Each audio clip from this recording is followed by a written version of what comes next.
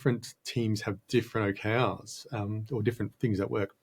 I always find it funny when someone says, I'll assess your OKRs and just send them to me and I'll give you advice on the OKRs. Now, sometimes there are things that can be helped with in a certain level, but without the context of this, what this business is and what the strategy is, what the team is and what the team's doing and what the nature of the team is and how aligned they actually are and how mature they are, whether they're experienced with tasks or with strategies, how they understand the strategy, how much initiative they have, and without the experience of who the leader is of that team and how good they are at coaching, it's really hard to actually tune the OKR to get it right for that context. Welcome to the Product Agility Podcast, the missing link between agile and product. The purpose of this podcast is to share practical tips, strategies, and stories from world-class thought leaders and practitioners. Why, I hear you ask? Well, I want to increase your knowledge and your motivation to experiment so that together we can create ever more successful products. My name is Ben Maynard and I'm your host. What has driven me for the last decade to bridge the gap between agility and product is a deep-rooted belief that people and products evolving together can achieve mutual excellence. Hello, welcome to the Product Agility Podcast. I'm back in my little office studio, not at a conference this week. The last 22 episodes, I think, that have come out have all been from Productized. And now we're here for a more traditional episode. And it's very nice to be back in my home studio. And very, very nice to be joined by Richard Russell. Richard, who is ex-Amazon and ex-Google. So yeah, you should listen because clearly that's a huge thing to be ex from both of those organisations. Is somebody who I came across via my friend Kareem Harbour, actually. He said, you should get this guy on the podcast. And when I got hold of his OKR Launchpad, which is a great little download you can get for not a lot of cash, I thought, do you know what, yes, I do need to get this person on the podcast. So with this amazing experience of being at Amazon and Google, and more recently working with scale-ups and working with the exec teams, helping organizations overcome a lot of those kind of scaling challenges that come into place, we're going to be talking about OKRs today. But before we do delve into it too much, Richard, would you mind introducing yourself in maybe a little bit more depth for our listeners? Sure. So my background, you may hear from the accent, I'm Australian, but I lived in London for 10 years. And while I was in London, I worked for Deutsche Bank for a bit, helped create the financial crisis through some technology that I was working on. It wasn't really my fault.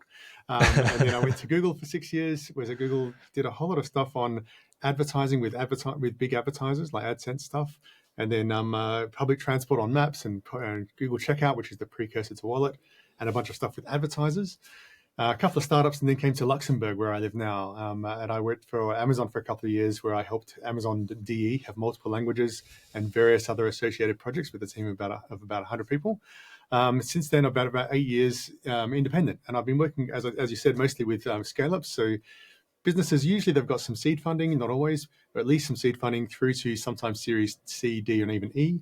And occasionally I work with larger organizations, like I work with Vodafone and Nestle and Baloise Insurance and all sorts of random companies, CNBC, IKEA. So I've done various bits and pieces with those things, those companies, often on sort of like innovation topics, usually around OKRs and often on strategy. So that's what I tend to do. My clients are usually either the CEO or the business unit leader in those organizations. Quite the resume. I like to think so. I've worked on it. Yeah, I haven't been idle for the last 20 odd years. We've actually been doing stuff. And it's good to know that you also helped create financial crisis. I say, did I do my part in that? I don't know. I was working in collateral management. You were in banking as well. I think you were at Deutsche Bank at some point. I was at Deutsche, yeah. In 2006, I think it was. All we were doing was making it really easy to trade all of the, we were using a software tool to make it easy to trade all of those things that came up in the news a couple of years later. Nice. So, I remember I was doing collateral management. So we were moving around assets on behalf of pension funds and things like this at JP Morgan.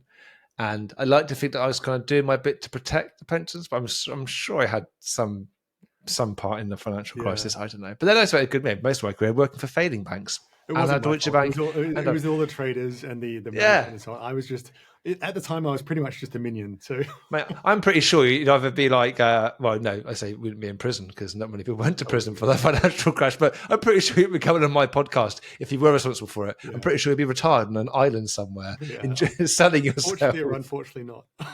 Yeah, I know. Damn it! If only I destroyed the lives of millions, because then I would have been able to Pleased retire. to say over the last 15 years, I've been doing more productive things with my time than working for investment banks. Yeah, trying to repent somewhat.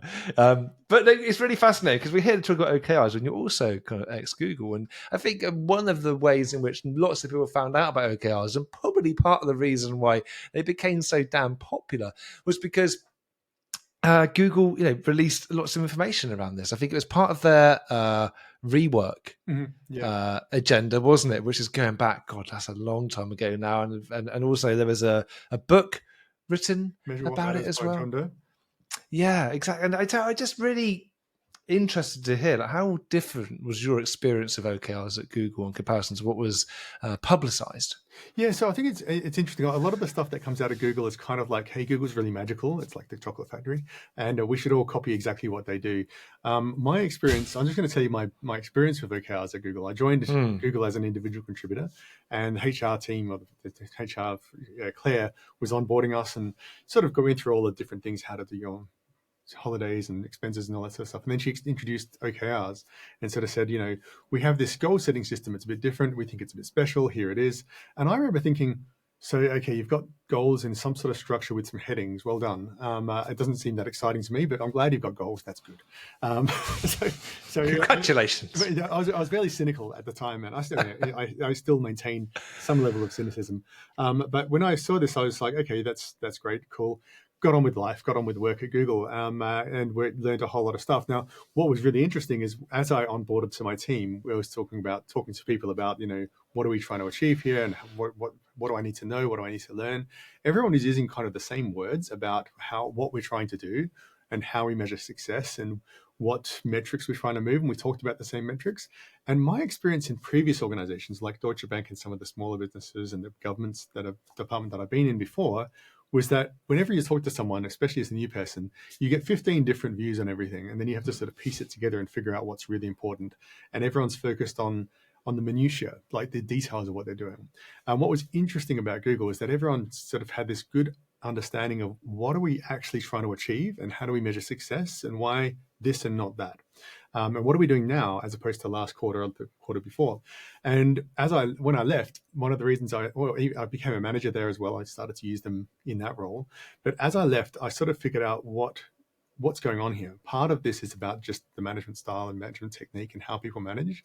But part of the way that works, or the reason that works, is because people were using OKRs in order to create these objectives and key results and propagate them around the organization. So people were constantly having that conversation about what are we trying to do, the objective, and what does success mean, the key result.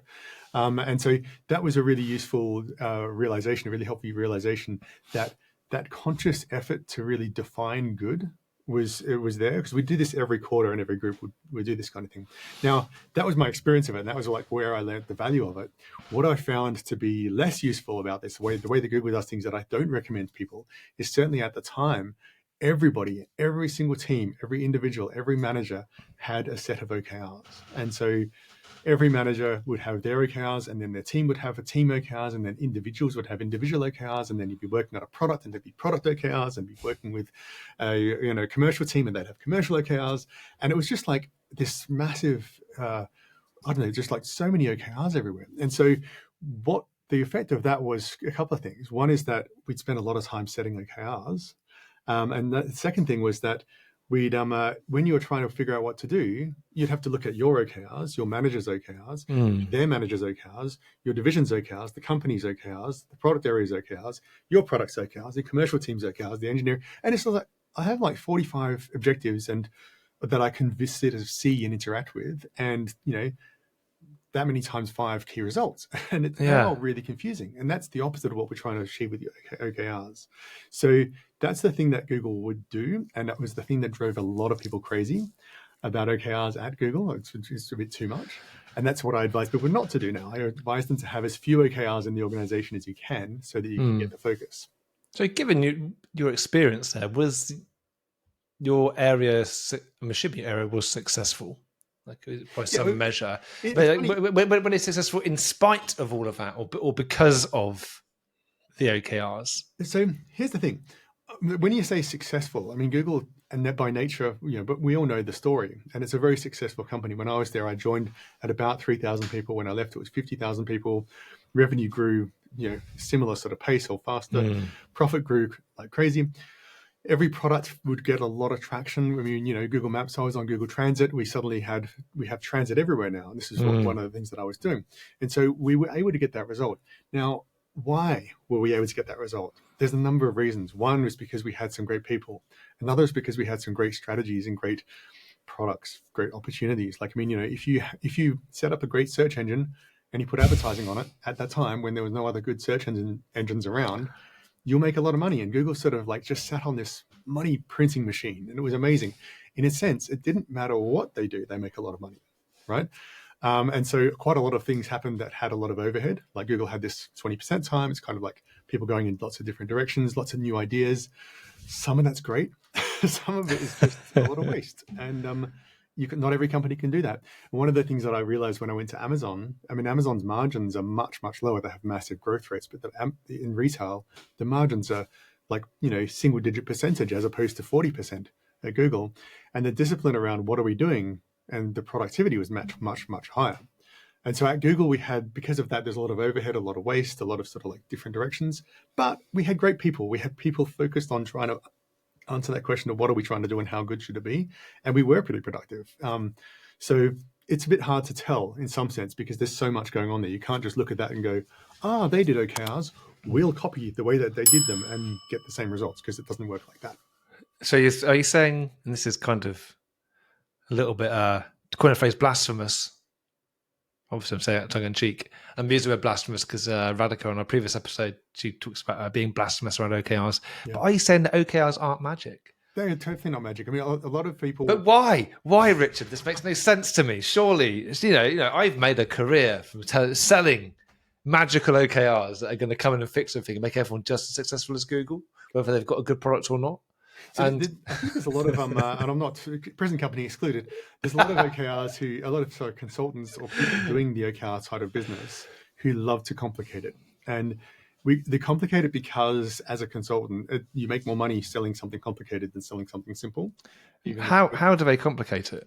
Well, so with lots of rules, like if we look at Agile and Scrum, for example, a lot of the essence of that is really sensible and simple. But then you start to add complication and rules and processes to it, and eventually come up with SAFe. And SAFe is a massive moneymaker for the people who are selling it. And it's very complicated. And you have all these project managers and all these process people designing this system and running this system. So there's a lot of complexity there. So if you're Accenture, selling SAFe to a big organization is great money. It's fantastic as a business, but it doesn't necessarily help the organization in the way that it could be helped. And so people do the same kinds of things with OKRs, and part of it's a bit of cargo cult work. Part of it is just like we complicate it because it makes it easy. It makes it more money to sell. You can do more work, so you get more paid more by making it complicated.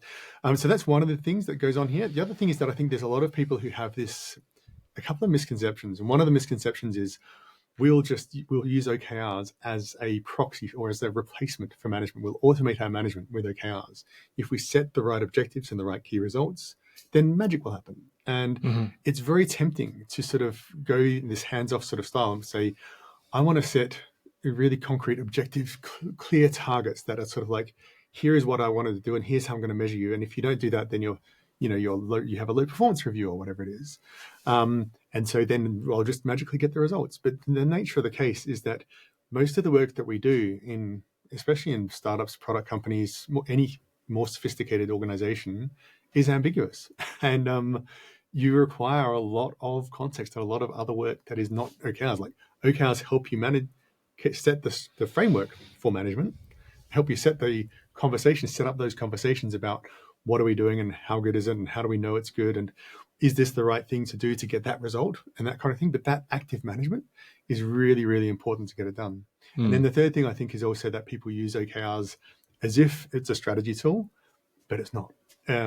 So if you try to go into OKRs with the idea of setting strategy using them, it's really, really hard, because the thing is you're then trying to decide what goals to set with no guidance because you don't have a strategy. And so separating these things out. So we go, okay, let's set the strategy. Now let's set some OKRs.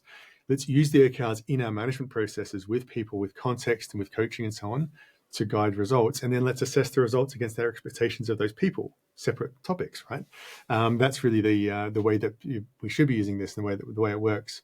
But it's a lot easier to present OKRs as a magical solution. And the book you mentioned, Measure What Matters, has this thing about superpowers of OKRs, and everyone wants these superpowers. But on their own, they don't do a lot. You need to have the rest of the management system around it.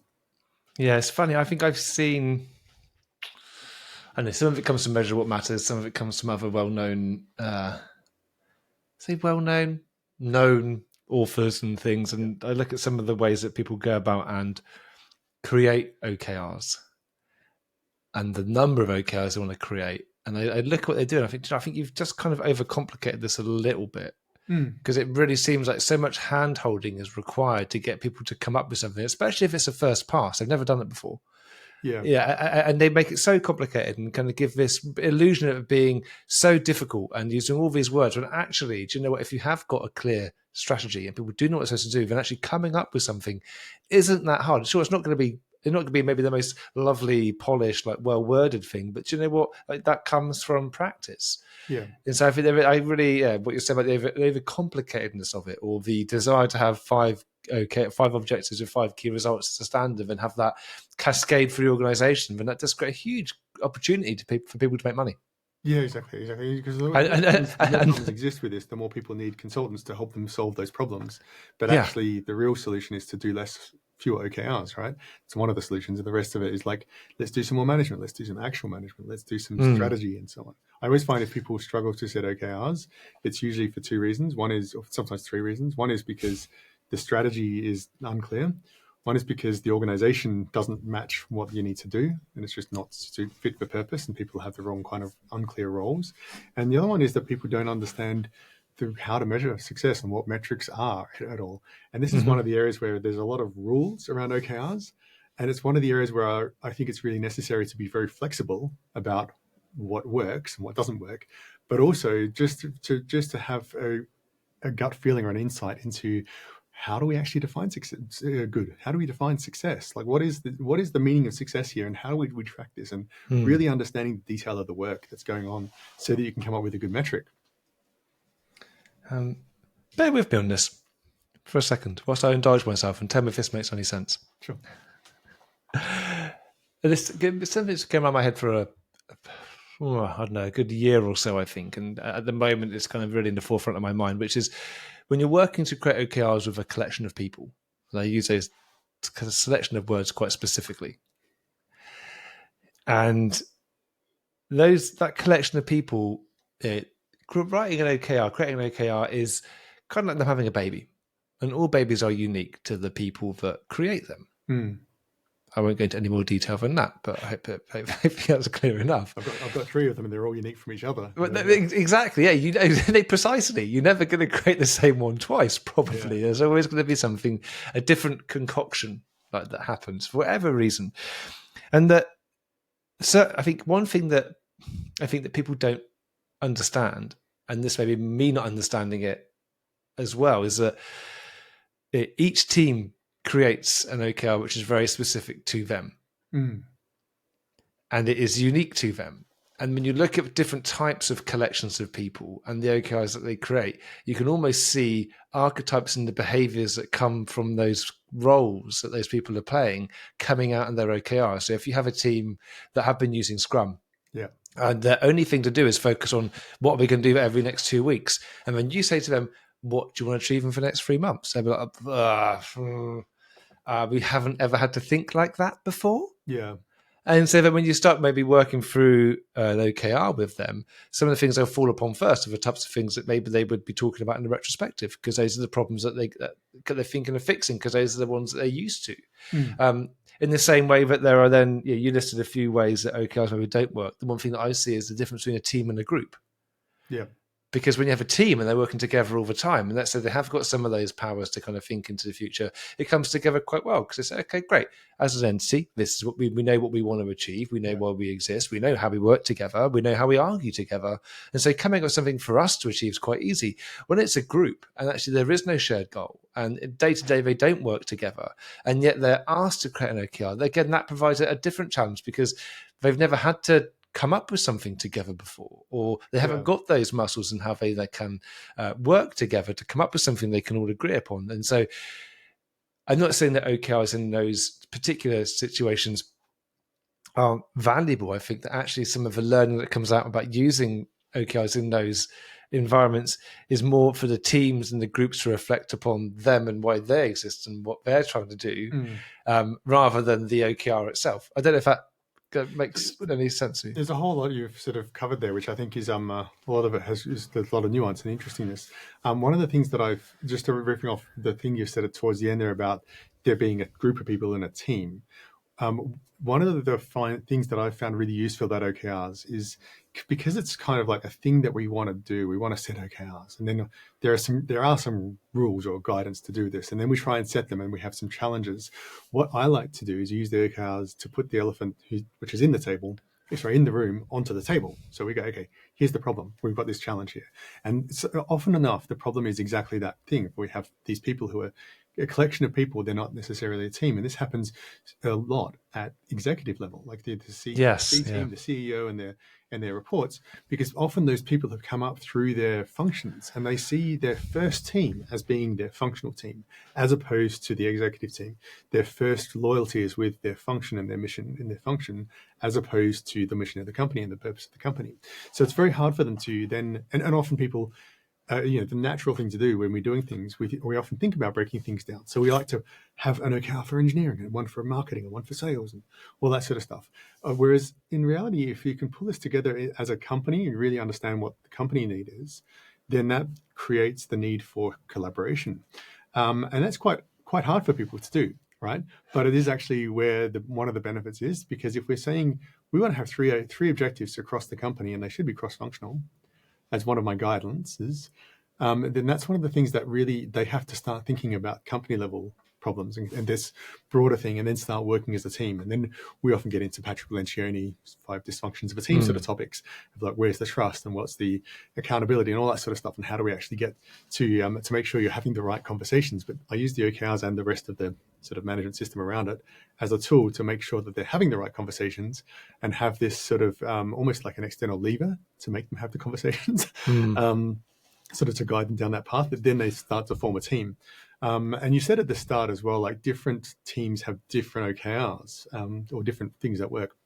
I always find it funny when someone says, I'll assess your OKRs, just send them to me and I'll give you advice on the OKRs. Now, sometimes there are things that can be helped with in a certain level, but without the context of what this business is and what the strategy is, what the team is and what the team's doing and what the nature of the team is and how aligned they actually are and how mature they are, whether they're experienced with tasks or with strategies, how they understand the strategy, how much initiative they have, and without the experience of who the leader is of that team and how good they are at coaching, it's really hard to actually tune the OKR to get it right for that context. Because what matters here is like, not is this abstractly a good way of defining success for this abstract function or team, but what matters is what effect is this going to have in practice in this team with that manager and these collaborators and these people and this strategic context and this background.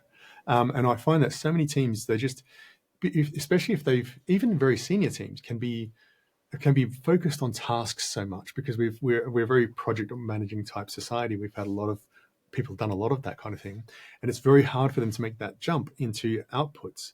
And there's ambiguity between the output and the task, and that piece of ambiguity has to be the thing that the management and the team can actually handle. So sometimes some teams you have much less scope for ambiguity, and you need to be more explicit in defining these are the inputs we want to work on. Right? And this is how we keep everyone aligned, and this is what we need to do. And sometimes it feels a little bit like micromanaging, but the really question is, what's the context here? What does the team need? What does the leader need? And what does the context of the organization need?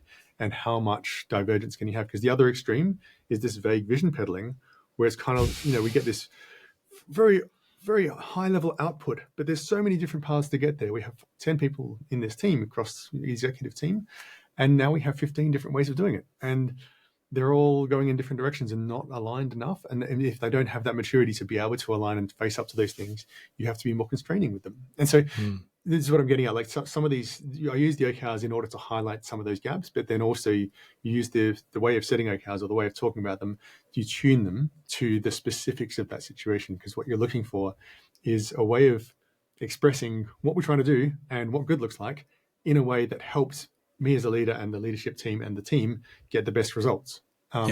And that's it's a very pragmatic approach. I don't believe in strict rules. I believe in let's do the pragmatic thing here and then try and improve. I think there's definitely a strong element of meeting people where they are. Yeah. And understanding that, you're not gonna come up with a book-worthy OKR and OKR experience if it's the first time the organization's ever done it, because the organizational system is not designed to enable people to work in this way. And I think to massively kind of paraphrase what you're saying is that when OKR, if you take that team approach to OKRs and see it as a way to get people to work together, then part of the goal of using them, I think, which should be to find ways to make it individually beneficial for people to cooperate with each other. Yeah. Because I don't think that there is much benefit for individuals to cooperate in most organizations, particularly at a senior level. And and that's where a lot of this starts, because as you said, everyone has their own department. They are rewarded upon how well their department does. And there's no need, unless there's a crisis. But even then, in times of crisis, often people then just kind of say, well, good luck. Not my problem right now. Yeah. Apart from, obviously people have got some level of interaction, like HR have got interaction for talent development, and finance have got interaction for funding things, et cetera, et cetera. But actually, on a day-to-day basis, solving problems that help the organization move forward isn't something that these teams have to do. So there is no benefit. Why would they? Exactly. This is why I think it's really important to set kind of cross-functional OKRs that represent what the business is trying to achieve, and then getting the people within that organization to actually pay attention to what they're doing and what each other are doing, so that they can get to that result. And I have quite a lot of examples of this. One of them in particular was a company that I worked with. They're a tech startup, about 200, 300 people. And I remember being in one of the early executive meetings, and when the marketing team sort of were talking, it was a standard exec meeting where there was a bit too much roundtable update, right? But whenever the marketing team was talking about marketing, the VP of engineering kind of literally would just tune out. Like, he was just like, well, that's marketing stuff. I don't know anything about that, and just tune out. And vice versa. And this happened across the organization with different areas where clearly that's your level of expertise. So I'll just tune out of that, and I don't know anything about it. And so what I did with this is we set OKRs that were very, very cross-functional. Like, we were trying to enter a new market, or set up a new product, or get traction with a new basically they were trying to go down market, like go to self-service. And so there was changes to the product, changes to marketing, changes to sales, changes to operations, all across the board in order to reach this objective. So we set that objective, which then meant that they had to collaborate. We got everyone to write one-page plans. And the one-page plan, the magical part of that is that it's short. So I can read your plan quite easily. And then I got them to ask questions of each other to understand each other's plans and provide feedback, and made the point that, we need to have your engineering analytical mind to put some attention on their marketing plan to see if it makes sense given what you're doing. Is it compatible with what you're doing? Do you have any insights or ideas? Do you understand it? Because if you don't understand it, how are you going to make a product that's marketable with this plan? And vice versa. And so we try and sort of have these questions going around. So some of the questions were very simple and basic, and we just educate people on, here's how we do software development. Here's how we do marketing. And this is what a marketing funnel is, that kind of thing, which was great because now the engineering team understood what a marketing funnel was, right? But some of it was just like, you have we're having this challenge, that challenge, of what are we trying to achieve here? And someone in the engineering, for example, might say, well, we can solve that with this tool that we have. It's really easy. And suddenly you get these benefits. And when I had one other customer who had exactly the same kind of situation with them, in that they had a problem. Everything went through this one system, and this one system was really slow. And so they were trying to solve the problem, and engineering was like, we have to solve that problem. We have to rewrite that system. It's going to take us 6 months for half the team. It's a massive problem. But by setting this sort of objective level of we need to make it so that customers can get that result quicker, and spreading that knowledge around and having people in the same across functions looking at it, they found here's an alternative way of doing it entirely, completely different system that would work. And all we had to do was migrate clients from one interface to another interface. And suddenly they broke this bottleneck, and that saved them 6 months of work. But the purpose here is that the whole point here is that we're solving the actual problem, and we're getting people to collaborate across functions to solve the actual problem. And I suppose that when you're looking at that cross-functional OKR, what isn't going to be easy is getting people to agree upon that focus for the next quarter if there is no overarching strategy or mission that people are bought into, because the marketing team will just choose the thing that they think is the highest priority for the next quarter, which may not be actually the thing which the engineering team feel is the most important thing for the quarter. So like, how do you then get those conversations happening between that exec team? Yeah, so this is a really common situation because so many organizations think that they have a strategy, and they've had a strategy deck and it's 60 pages and it has lots of pillars and roadmaps and onions and everything else. And all this sort of almost jargon kind of things. And people look at it and they feel like there's a lot of intelligent work and effort gone into that. And there's nothing disagreeable, so they agree with it. But then when it comes down to it, actually setting a goal, there isn't clarity about, well, what do we actually do? Like, given that's the strategy, what do we do? And that means that we don't actually have a strategy, because a strategy, the whole purpose of a strategy is to help you figure out what to do. If you don't know what to do, you probably don't have a clear strategy.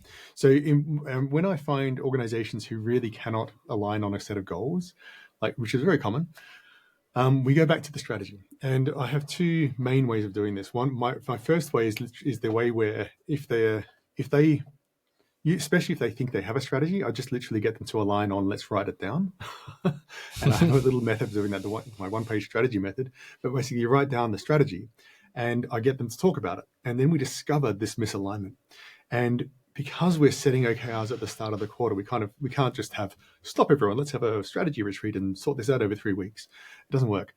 You have to literally make a decision. So then we end up sort of getting the CEO or some of the leaders to decide something, at least for the short-term direction. So that's, okay, we're going to do this. And then they use the quarter to really develop the strategy longer term. In other situations, people are a bit more aware that they have a gap with the strategy. And so we spend more time setting the strategy. What I find is, I use tools like Playing to Win, which is a great book, and various things like that, which are really helpful. And what I find is that we do that, we think we're clear, we go to set the goals, and it's unclear which goals to set. So we have to go back and revisit the strategy and figure out, well, where are we playing and how do we win? And what capabilities do we need to win that? And what's the difference between what we're doing and what the alternatives are doing? And that then helps us understand what goals do we set in order to get there. But it really is, to me, it's a very conscious difference. And so often in those OKR debates that we so often have, when exec teams are trying to set OKRs, the reality is that we're having a strategy conversation now. And so what I do, I highlight that and I say, this is really cool, but this is a strategy conversation. So we need to have a strategy conversation. Let's just leave the goals and talk about strategy. And then let's come back to the goals, come back to the OKRs. Because if you're trying to set OKRs and strategy at the same time, you're using the wrong tool and it just doesn't really work. Yeah.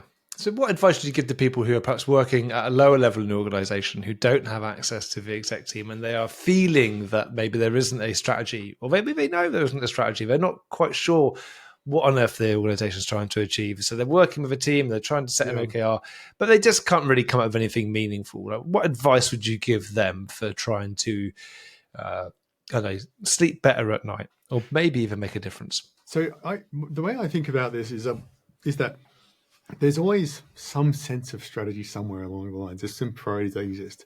And you can listen to that. You can sort of go and, if you have your meetings with your stakeholders, with your manager, maybe your skip level, various other people, you start to sort of piece together what you think is important. And then what I would do with this is two things. One is write down the strategy that I think is the overarching strategy for the company or for the product area or the business unit, or whatever it is. Just write it down and say, this is what I think we're trying to do. Is this it? and literally, most people have never seen their strategy written down. And when you write it down and you disambiguate, you remove things like, we want to be the best at this or that, or anything like that. You make these choices explicit, like we're going to do this and not that. By not doing that, we're going to be able to do this to that level and beat competitive competition or whatever it is. You can make some of these things explicit. So that's one thing which really helps the organization and the management actually clarify what the real strategy is. But the second thing but often that's very hard, and it's harder to get access to those people. It takes a long time, and there's resistance, and especially lower down in the organization, you don't have that influence. Then the second thing is to literally write down the strategy as it impacts you, like your area, what your strategy is in order to help what you think the organization needs from you, right, from your team. And by writing that down, excuse me, you can at least clarify quite a lot of the context that you have. The other tool that's really useful for this is actually writing your goals and writing down what you're doing, what's on your plate. And you do some work to figure that out. You write them down as a team or as an individual or whatever you need to do. And then you go to your manager and your stakeholders and say, well, this is what I'm trying to do, and this is what I'm not trying to do. And by having those goals or a one-page plan of like, here it is written down, this is what I'm going to do, this is what I have capacity for, are these the right things? And you can literally have, every time something comes up that someone says, oh, we need to do this, we need to do that, and the other thing, you then bring back your goals and your strategy, and you say, sure, we can do that, no worries, what else do we drop in order to do it? And you're sort of very granular level, very piecemeal level, you're piecing together the strategy and assembling it from that input. And what you find is that there's often not clarity and there's often a lot of change. Yeah. And then you have that conversation of like, oh, I've had 16 changes. That's why we're going slow here. How do we actually align on this and make sure we're doing it? But it is very much a hard slog. Yeah, and I think that's a nice little takeaway for people, because of the conversation, well, if we're going to do this, what's going to drop, is one that's been around since the dawn of time. People always say, well, if we're going to do this, what else can we drop? Because everyone gets to that realization that they can't just keep on saying yes to stuff. But what you don't often hear is people say that the reason why those conversations can be successful is because you have a strategy which is enabling you to make those priority decisions. And I think that that's maybe the missing link for some. So perhaps, if people feel that they're in a situation where they are saying to people, well, if we're going to say yes to this, then what are we going to say no to? What needs to drop? And people have said, well, no, it's just an and. This is not an or. This is the work you're going to do. Then it does feel that then perhaps they're lacking that focus, which is born from their vision, mission, and strategy. So often that is the case, that there is that lack in the rest of the organization, and it really does hit people it hits people exactly with that whole thing of like, let's do everything and you have to do all of the things. And now I'm burning out, right? If I don't push back against this, the way to deal with that is literally to write down what you're trying to do, but then also go a bit deeper and write down like how I allocate my time. Like if you can turn that into a calendar or an allocation of time for a team or whatever it is, then it becomes quite clear. Like, do you want me to be working 60, 70 hours a week? Is that what we're trying to do here? Because if that is what we're trying to do here, well, at least I need to know that so I can structure my life and maybe change jobs, right? Whatever it is, whatever the right answer is, right? But I mean, often when people are faced with that, they're like, no, I don't want you to do that. Let's figure out a more efficient way. It's like, well, where's the efficiency we can get here? I need some coaching. I need some help. How do we get all of the things that you want to get done, given the resources and time that we have? I don't know how to do it. I need some help, right? And that I need some help is, there's two things that happen there. One is you get some help, and the other one is people realize that this is unrealistic. We need to change our expectations. And as an individual, even as a manager, even as a senior manager or an executive, managing upwards, and even as a CEO managing to your investors, managing upwards and setting those expectations of what is actually realistic is partly about being open about, well, here's what I'm doing, here's the trade-offs I'm making. Can you coach me? Can you help me? Because this is what I'm doing. I can't do better than this. What to do differently. But then by doing so, you're then helping people understand what the reality is. And people deal with reality all the time because reality is what it is, right? And it's always better to see reality as a manager, as a leader, as a board, right? Oh, we're not going to get all of those things done. Let's now talk about what we should do and what we should not do. Hey, presto, we're having a strategy conversation. And as I say, these things happen at so many different levels in the organization, and it's necessary to sort of provoke them. Yeah, and it's that provocation, I suppose, isn't it? And the appreciation that these things can take a lot of time. And also, I think, for some people, that it's just the appreciation that there's only so much influence we're going to have in an organisation. Not all of us can be as fortunate as you and I, kind of working with senior leadership teams to then kind of have an opportunity to talk about the strategy and make an impact. Sometimes people are, their hands are tied. They're lower down the organisation from a hierarchical perspective, and they may be asked to use OKRs or told to do OKRs, but actually they don't feel like it fits, and it just ends up being a sticky plaster. But what is actually quite a foundational kind of crack in the organisation. And they just keep it on the time. But no, we're not going to go for too much longer because we are kind of unfortunately running out of time. Yeah. But what I'm really interested in, Richard, is that you've had quite a career and you've got some great opinions and ideas about what makes OKRs work really well. What have been the biggest influences for you personally, like on the journey, which you could share with our listeners so that maybe they can do some Googling, they can buy a book, they can listen to a podcast. Like, how would you? What were your biggest influences on this journey for you? It's actually, I haven't done much thinking about that, so I don't have a great structured answer for that. Fine, perfect. So this is going to be a little bit sort of stream of consciousness. I read a bunch of books about OKRs and about management. I've been reading books about management and management theory and practice for the 25 years because I always wanted to be a manager. So that's one of the things that I've just read a lot about.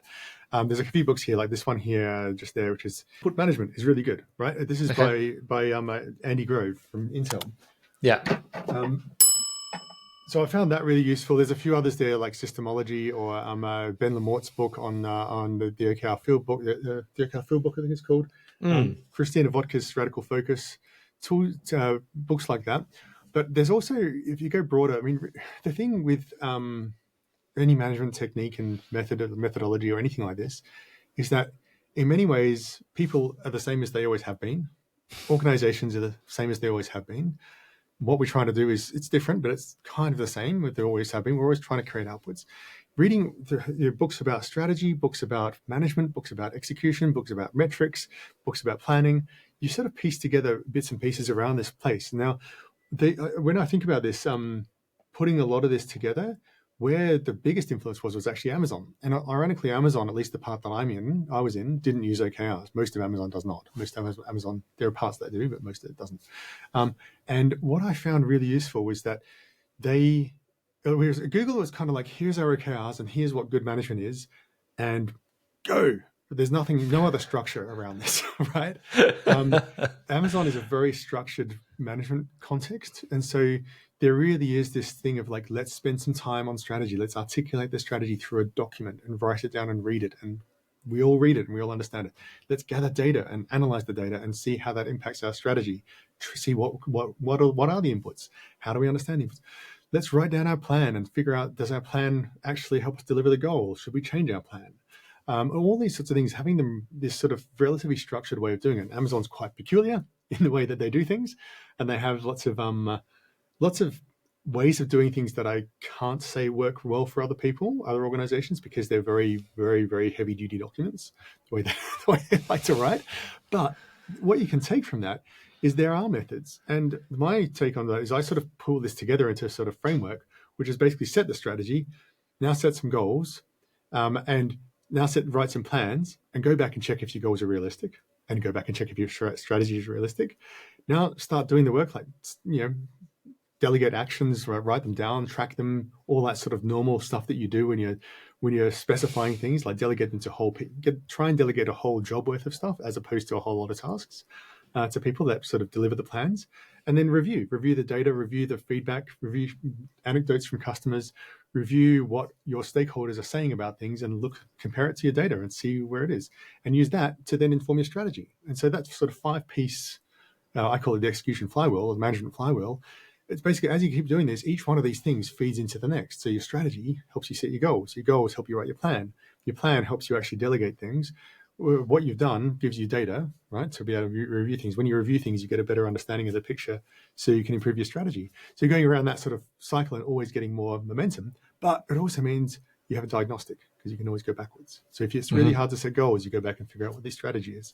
If you don't need a strategy, try and understand the data around your business, the inputs and the outputs, the feedback from your customers, what your customers are actually saying, that kind of thing, and all that sort of stuff. So each one of these things, you go backwards and forwards in that. And I found that an incredibly useful framework for helping people structure their own management. And in each of these areas, like goals, OKRs are one of the techniques people use to set goals, but there are others and they're kind of similar. I mean, SMART goals, there are some similarities there. Management by objectives, there's some similarities there. There's lots of common knowledge that we can use, and we just have to find methods that work for us and our context and our people. And OKRs is great in some ways because it's a good brand, people like it. Yeah. But practically speaking, what we're doing is setting goals so we can write a plan, so we can execute, so we can review it, so we can set a strategy, so we can write goals. And you don't get anywhere unless you've got that focus that comes from the strategy. Yeah, exactly. I mean, this is the biggest gap that I see most organizations have is with the strategy, and that's usually the starting point. Everything from vision through to strategy, like what are we actually trying to do here? And that usually comes from understanding customers and looking outside as opposed to inside. Mm-hmm. Awesome. Richard, thank you very much for your tips, your advice, your stories. It's been fascinating. It's been a pleasure, Ben. Oh, mate, so there's a lot to learn for people, and I hope that the listeners, I hope you've been making some notes, or you've been making a mental note of nothing else, right? Let's go and look at some of these books that Richard mentioned. I'm going to be looking up Playing to Win, actually. That was what I've made. Playing to Win is an excellent book. It's my favorite strategy book.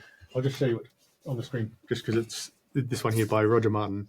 Nice. I found the thinking in here, the structured framework for understanding what a strategy is, to be the most useful way of thinking about strategy I've ever come across. So I use it all the time. I was talking to someone who's coming on the podcast, talking to them yesterday, and they mentioned another book you have on your shelf there, Good Strategy, Bad Strategy, actually. That's I've got that here as well. Yeah, look at that. They're great books. I think Good Strategy, Bad Strategy helps you understand how to write a strategy, how to make it feel right. Playing to Win has a bit more depth to it, to me. But a lot of these things, if I can leave one thought at the end. Please. There's so much complication. You go back to the very start. There's so much complication around so many of these things. And, I'm in this space and I can talk about these things for hours. The reality is that most of this stuff is not that hard. The hard part is making the decision. The hard part is making the trade-off, is actually engaging people, connecting what you're doing and what you want to do with their motivations and understanding it and solving these communication problems and actually doing it. And the techniques themselves are tools that help you do that. And if you obsess too much over the techniques, it feels very intricate and sort of like detailed and lots of nuance. The reality is that once you start to understand the framework, the process itself is easy. The hard part then becomes the actual work, which is what it should be. You should be spending time as a leader, not on frameworks, not on tools, not on processes, not on buzzwords, but on your business and on your customers and on your people and the work. That's where you want to spend the time. Awesome. Excellent last words. I will not try and add anything more to that. So thank you very much, Richard. People want to find out more information about you. LinkedIn is the place to go, or is there somewhere else? LinkedIn's great. You can find me on LinkedIn, Richard A. Russell on LinkedIn. But you can also find my website, richardrussell.co. It's not, unfortunately, it's not .com. I'm trying to get the .com, but someone's got it and they don't want to say it. Just one letter difference, Just eat that M. Just eat that M. Well, thank you so much for coming on. Everyone, thank you very much for listening. If you do have questions for Richard, get him on LinkedIn. We're going to be obviously making this episode known to the world via LinkedIn specifically. So feel free to comment on any of the posts that you see going out. Tag Richard, and he will hopefully chime in and give you an answer. Or if you are too scared to, and you just want to have a chat with me about this, and just tag me and I'll maybe make an introduction for you. So Richard, thank you so much for giving up your time. It's I really appreciate it, and I think all of our fair to say hundreds of listeners, not thousands yet I don't think, but hundreds of listeners also really appreciate you giving up your time. It's a great service, so thank you very much. No worries, thanks very much. It's a pleasure. And thank you everyone for listening. We're back again probably next week with someone different. Who that will be, I just don't know. But let's leave it as a bit of a surprise for you. So thank you for listening. Again, Richard, thank you for coming on. This has been the Product Agility Podcast.